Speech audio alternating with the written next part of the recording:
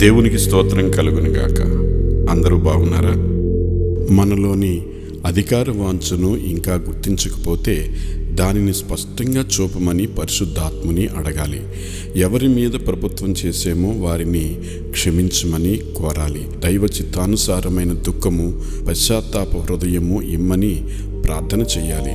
ముళ్ళ కిరీటం ధరించి సిలువలో వేలాడుచున్నటువంటి యేసు ప్రభు యొక్క వినయ మనస్సుని, ఆయన విధేయతని ధ్యానించాలి. నేటి నుంచి నీతో కలిసి నేను తగ్గించుకుంటాను ప్రభువా, నీ సాత్విక ప్రేమలో నడుచుకుంటాను, ఇతరుల అధికారానికి నేను లోబడతాను అని ప్రార్థించాలి. అప్పుడు మన చేతుల్లోని అధికార దండం మెల్లమెల్లగా అదృశ్యమవుతుంది. అప్పుడు మనం సాత్వికుడైన యేసుతో నడిచి వినయం చూపటంలోని అమోఘమైన శక్తిని గుర్తిస్తాం. మత్తయి సువార్త 5వ అధ్యాయం 5వ వచనం.